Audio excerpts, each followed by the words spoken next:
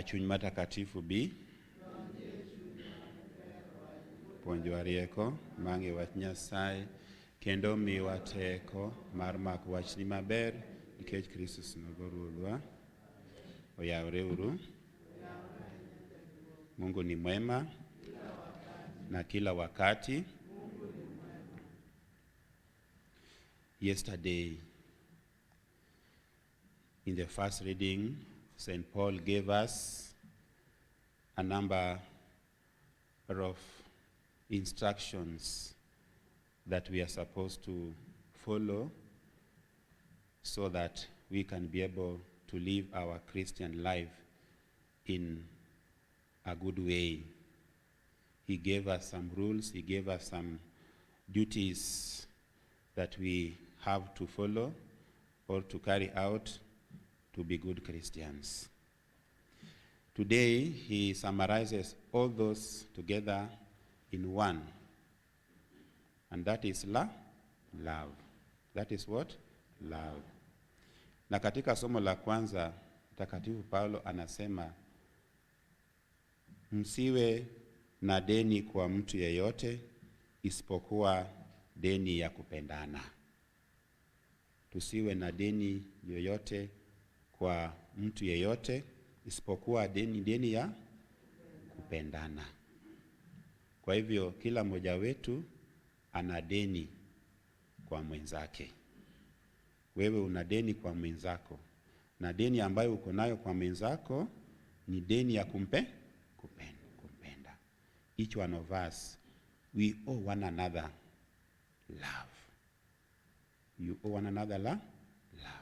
Love is the summary. Love is the completeness of the law. All the laws that we have are all summarized in the law of love. The law of love. And St. Paul says kwamba umpende mwenzako kama unavyojipenda. What kind of love are we supposed to have for one another? We are supposed to love one another as we love ourselves. Kuruka uono, Mtakatifu Paulo miwa chik maduong en mondo waher jowetewa. Hera chik maduong engima waka Kristus. Kendo nyisowa ni ng'ata ng'ata kik bed kod gowi moro, gowi mwan kod kuom jowetewa en gowi ma hero jowetewa. To iher nyawadu kaka iherori iwuon. Na anasema kwamba ampendaye mwenzake hamtendei mabaya. Unapompenda mwenzako huwezi kumtendea mabaya. Let us relate with one another. Let us relate to one another with love. With love. Do we do that? In most cases, we relate to one another with hatred. Sindio? We relate to one another with jealousy. We relate to one another with competition. And when we relate to one another with hatred and jealousy, we do bad things to one another. Sawa. Ask yourself as a Christian, have you ever related with your neighbors? Have you ever related to your neighbors with love? How do you relate with others? With hatred or with love? So, Mtakatifu anasema kwamba tuweze kuwapenda wenzetu, na tukifanya hivyo basi hatutawatendea mabaya. That St. Augustine says, love and do what you want. If you love genuinely, like what St. Paul was saying yesterday, then whatever you do is going to be a good thing that you do to others. So let us go and live our life as Christians, observing the commandment of love that St. Paul speaks to us about today. That is what we owe one another. Hiyo ndio deni ambayo tuko nayo kwa wenzetu. Me as a priest, I owe you love. Sindio? We owe one another love. And that is what we are supposed to pay. Ulipe deni ya upendo kwa watu wote. Sawa. Jesus, in the gospel of today,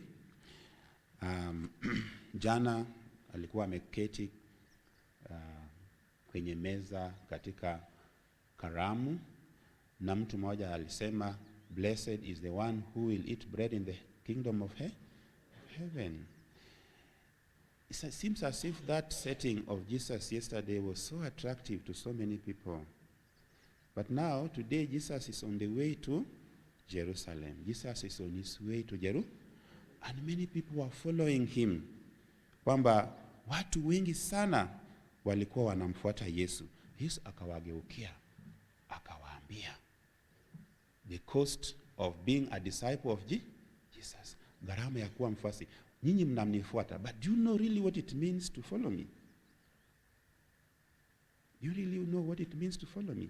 And he tells them what it means to follow him, to be a disciple of Jesus. Anasema, mtu akija kwangu bila ya kuwachukia baba na mama yake, mke na watoto, ndugu zake, na hata nafsi yake mwenyewe, hawezi kuwa mwanafunzi wangu, hawezi kuwa mfuasi wangu. That is the first thing. The second thing is, mtu asiyechukua msalaba wake na kunifuata hawezi kuwa mfuasi wangu. That is the second. The first one, you have to hate these people who are very close to you in order to be a disciple of Jesus. The second thing is that you have to take up your cross and follow me. And the third one, you have to give up all that you have, to give up all your properties. Lazima uache mali zako ili uweze kumfuata Yesu. Are those things easy to do? It's not easy. So Jesus is simply telling the disciples, when you want to be my disciple, you have to sit down, as he tells them when he's giving the example of a builder who has to sit down and consider whether he has enough resources to build. Or somebody who's going to war who has to consider whether he has enough soldiers to be able to face the enemy. So you have to sit down and see, what does it mean to follow Jesus? It means that you have to accept the life of a sacrifice. Life of a sacrifice. And I tend to think that after Jesus spoke to them about these three things they need to do, I tend to think that many people, maybe people who remain with him were very few. It's just like us sometimes when we begin, sometimes when people come for baptism, we are so many. But how many of us remain in that faith after their baptism? Along the way, we drop and drop and drop. Maybe we were baptized, and along the way now, maybe you don't go to church, you don't receive Holy Communion, you don't go to confession, you don't participate in the life of the church. Why? Because maybe the life of following Jesus has become so difficult for you.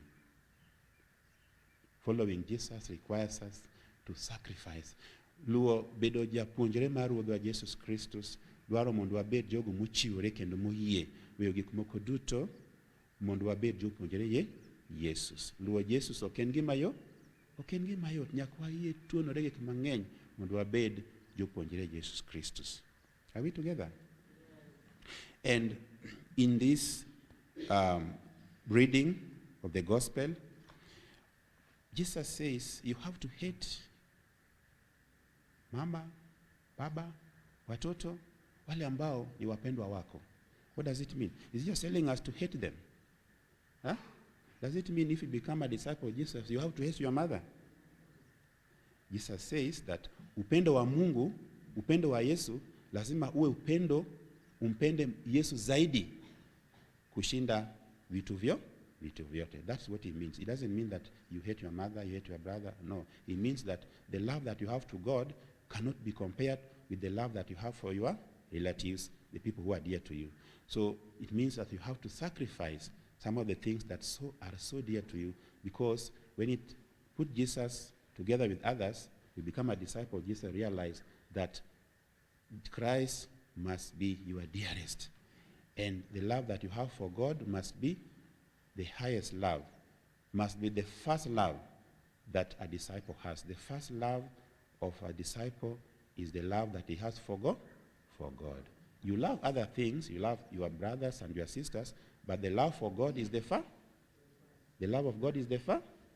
The love of God is the first. The love of Jesus is the first.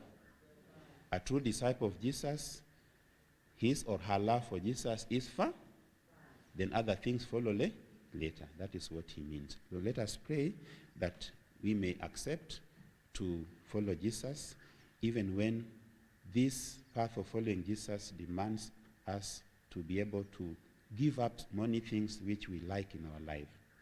We live in the world where people are so much in love with things which are so easy. Sindio? Wahero gik mayot nwa. We like easy things, but the path of discipleship is a path of sacrifice. It's a path of carrying your cross and following Jesus. Some of us want a faith, want a Christianity that has no cross. Without a cross, there is no disciple.